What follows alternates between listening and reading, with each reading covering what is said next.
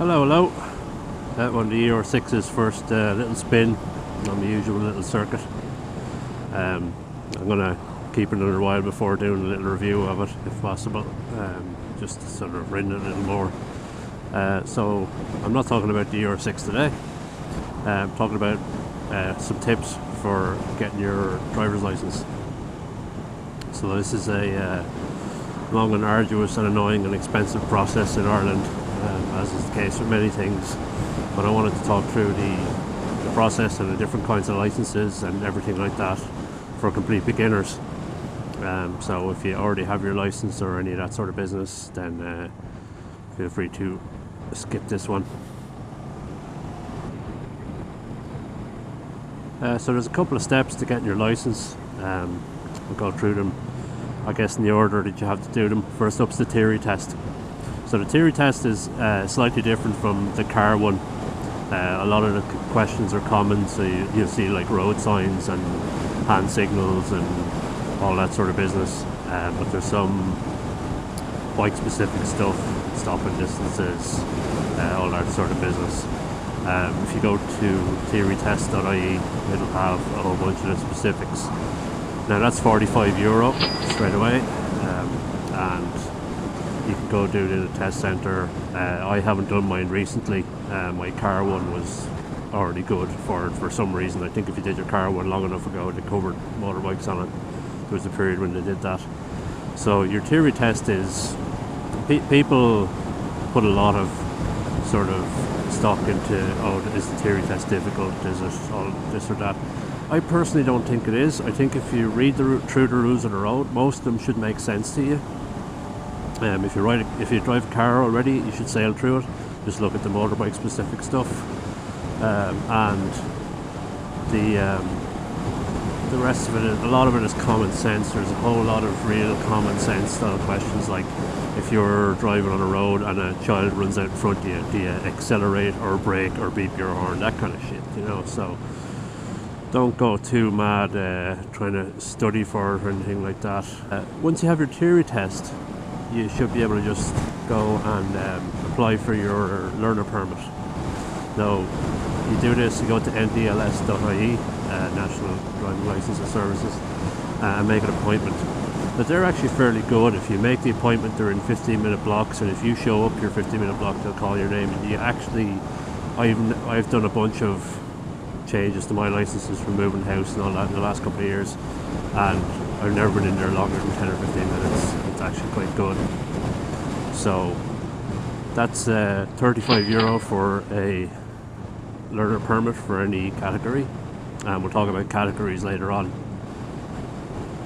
Next up, after you get your learner permit, and this is the big one cash wise, is your training.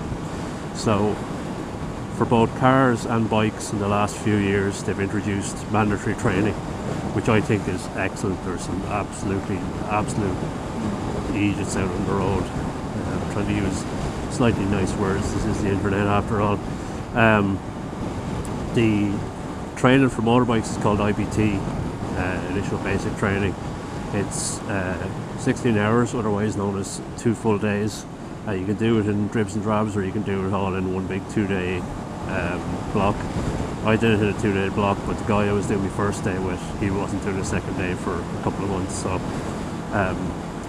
there's a few places you can do this. Make sure you get a decent instructor, but I'll cover that in another video actually. So you have to do your IBT.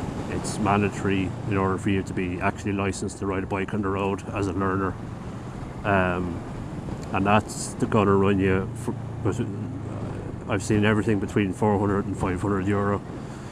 Some of them do, some lads do discounts for if you bring a friend. So if there's two of you doing the IBT at the same time, they'll charge you slightly less, because obviously they only have to do it once. But yeah, you should budget for training, as in IBT plus a pre-test before you do your test, which usually runs you a couple of bob. Just budget about 500 for that. And once you've your IBT done, you're good to go on the road with the category of bike that you have an IBT certificate for. You should carry your certificate and your license with you at all times in case you're stopped with guards. The annoying thing is the IBT certificate is just a piece of paper, so you want to stick it in an old Ziploc bag or something so it doesn't get wet. But yeah, once you have that done, it's time to basically go out on the road, do a bit of training, you know, really find your legs and get good with the category bike that you're on. There's a 6-month waiting period between when you get your learner permit and when you can actually do the driving test, and that's not a bad thing, because you get a lot of lads who sort of get up on the bike and they do their IBT and they feel like they're amazing and they want to do their test straight away, and you really do need exposure to the road and exposure to things that are unexpected for a certain amount of time. So I think the 6 months is actually not bad. During that time, you're essentially able to, you know, ride the bike anywhere. You can't take pillions, and you can't go on motorways, and you have to wear the L vest. Now the L vest is a controversial one because, going by my experience, the L vest does make you a target. Like, you get people getting impatient with you. It's the same with L plate drivers. Even if an L plate driver is going at a reasonable speed, if they're within the speed limit or if they're doing all that sort of stuff, you still get people up your hole and doing mad things around you and doing all that sort of stuff because it's the red rag to the bull. But I would say still wear it because it's the law for a start, and also you do want to be exposed to that sort of thing. You do want to be coming up against situations that you have to deal with. You know, it makes you visible on the road for one thing, and one bit of training that you'll get when you're on the bikes is that you're invisible. If an L vest makes somebody notice you and say, I fucking hate L drivers, he's looking straight at you. Fantastic, I'll take that, thanks very much. So wear the L vest. So after 6 months you can do your driving test. What I will say is book it well in advance, and when you're booking it you can actually block out the dates leading up to your 6 months, such that it doesn't actually get scheduled before 6 months. So in my particular case, I actually went back for a refresher list and an insurance assessment separately. You don't have to do that, but I wanted to do it. This is in October, and I had done my IBT in July, and the instructor said, yeah, you're grand, here you go, by the way, you should book your test. And I went to book the test, and I booked the test in October, and I did the test in May. So that'll give you an idea. They gave me a date in March, but I turned it down. How are you, lads? So it'll be a few months. I mean, don't wait your 6 months and then start applying, because you'll be waiting another 2 or 3 depending. I did my test in May, so it really depends. I'd say a lot of the Dublin test centres will be slammed, and the impression I get is that they actually don't do motorbike tests over the winter where it's going to be icy and shitty and all that sort of thing. So that's the driving test. The driving test itself, there's plenty of stuff on rsa.ie what the driving test is.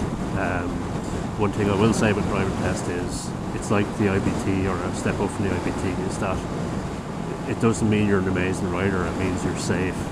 It means you're not an absolute danger to people on the roads, that you understand the machine, you understand what you're doing. You're not going to actually cause an accident just by going out there. It doesn't mean you're good, or you know what you're doing, or you're not going to cause a crash. It's just an assessment of that. So you should consider passing your test to be the start rather than the end of your journey learning the bike. You know, whether you're doing it for another source of transport, or just for the crack like I'm doing it, or anything like that.